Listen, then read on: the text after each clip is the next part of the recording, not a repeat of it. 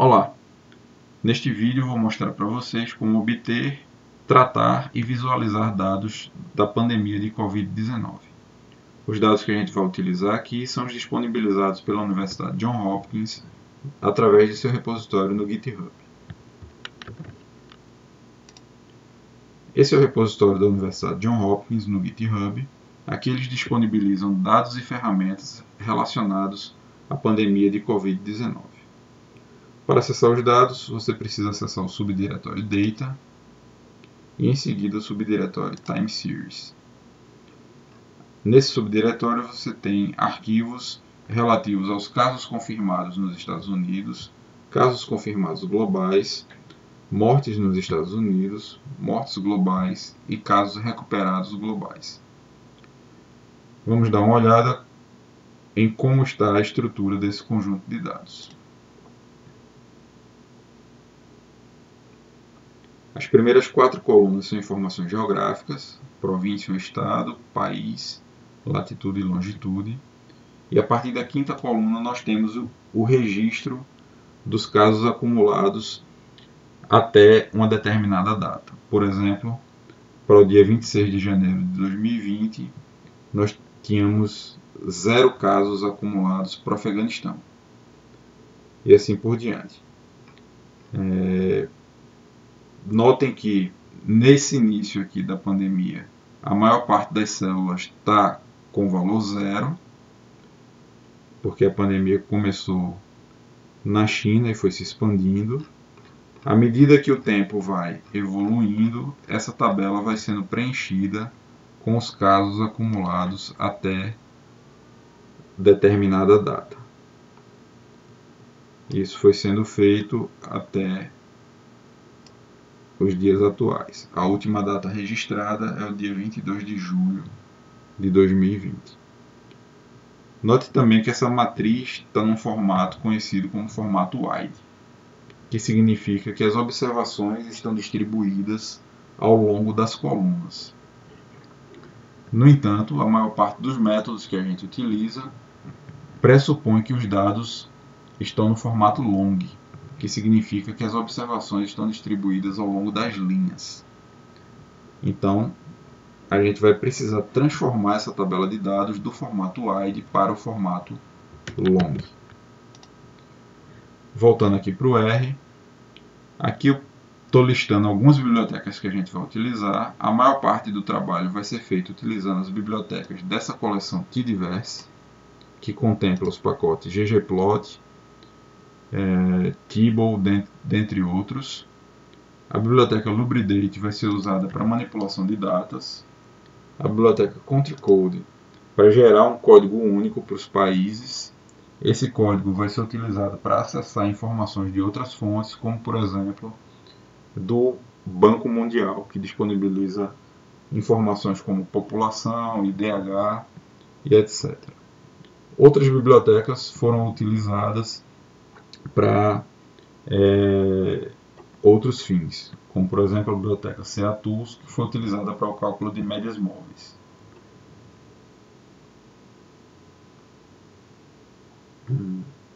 Alguns passos iniciais da análise: eu estou removendo alguns objetos de sessões anteriores, se houverem. Aqui eu estou definindo algumas opções globais do R.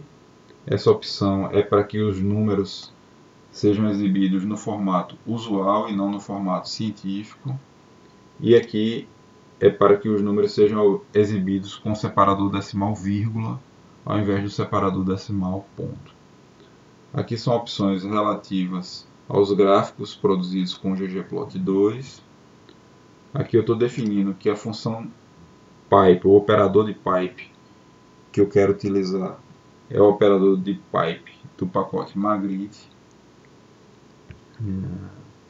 Essa função que eu adaptei do Joaquim Gassen é uma função que vai limpar o conjunto de dados, vai tirar algumas informações que não são necessárias do conjunto de dados e vai fazer aquela modificação que eu mencionei do formato wide para o formato long. Eu fiz algumas pequenas adaptações da função do Joaquim Gassen. Aqui está o endereço, caso vocês queiram a função original. Então ela basicamente elimina algumas colunas que não são necessárias, como a província, o estado, a latitude e a longitude. Ela cria uma coluna com um código chamado código ISO3C. É um código de 3 letras que identifica os países de forma única e elimina a coluna country que continha o nome do país. Essa coluna vai voltar depois, mas em princípio a gente precisa eliminá-la para depois recolocá-la no conjunto de dados. Essa função vai fazer isso para a gente. Aqui eu estou carregando os dados confirmados, os dados de óbitos e os dados de recuperados a partir do repositório GitHub da Universidade Johns Hopkins. Eu estou lendo aqueles arquivos diretamente no R. Essa forma de ler os arquivos facilita bastante para a gente, porque você não precisa ficar fazendo download diariamente do conjunto de dados. Sempre que você rodar, sempre que você executar esse script, você vai obter a versão mais recente do conjunto de dados disponibilizado no repositório. Essas 3 linhas aqui, eu estou aplicando a função de limpeza e mudança do formato wide para o formato long e estou juntando em uma só base de dados as informações de casos confirmados, óbitos e casos recuperados. Então vamos executar o script até essa linha e ver o que a gente obtém.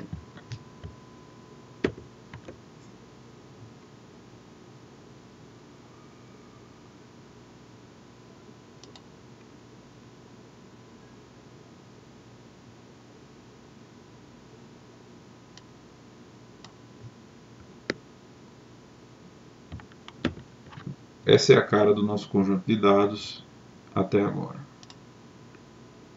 Nós temos um código identificador do país, um código de 3 letras, identificador do país, as datas e as informações referentes a casos confirmados, óbitos e casos recuperados.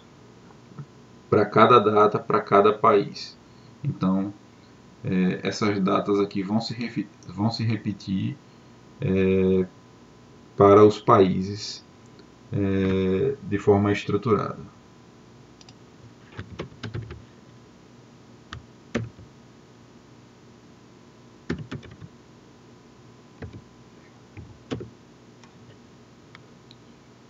Para dar uma olhada mais ampla em como está estruturado esse conjunto de dados, AFG é o código de 3 letras para Afeganistão, então até o dia 22 de julho eles tinham registrado 35.700 e poucos casos de Covid-19.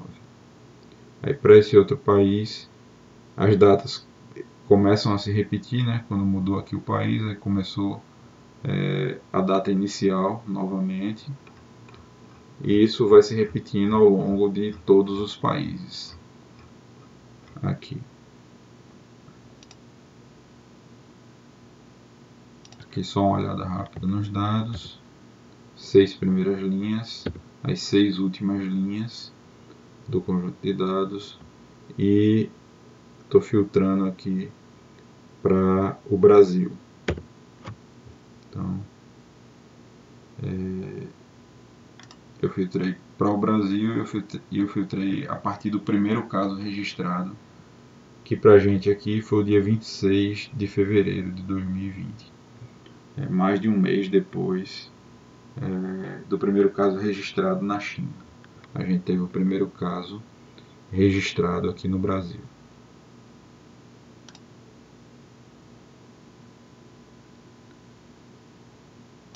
Aqui eu estou criando um data frame com o nome dos países e o respectivo código de 3 letras. Então, é somente um data frame com 2 colunas. Aqui eu tenho o nome do país e aqui eu tenho o código de 3 letras. Eu vou depois usar isso aqui para juntar através dessa chave, juntar na nossa base de dados principal, essa coluna aqui do nome do país. Esse aqui é basicamente a mesma coisa que eu fiz aqui em cima, só que aqui eu fiz a partir do conjunto de dados de casos confirmados, e aqui eu estou fazendo do conjunto de dados de casos recuperados. E por que eu estou fazendo isso? Porque a partir do momento que todo mundo se recuperou em um dado país, então pode ser que ele seja retirado desse conjunto de casos confirmados. Então, para que eu possa recuperar essa informação desse país, eu estou criando esse conjunto de dados a partir do conjunto de casos recuperados, e depois eu faço a interseção, na verdade eu faço a diferença desse conjunto aqui para esse, para ver se tem algum país que não foi contemplado nessa lista aqui em cima. Então, vamos ver. Aqui o data frame está vazio, o table está vazio, então significa que todo mundo que estava no conjunto de dados de casos confirmados também estava aqui no conjunto de dados de casos recuperados, ou seja, nenhum país foi perdido, a informação de nenhum país foi perdida. Essa linha aqui é só para juntar essas duas listas, que vai resultar exatamente na lista anterior, porque a segunda lista não tem nenhuma informação. Mas caso tivesse, seria considerada nessa linha aqui. E agora eu vou adicionar essa linha que contém os países na minha base de dados principal, e vou selecionar aqui algumas variáveis. Vou reordenar aqui algumas variáveis.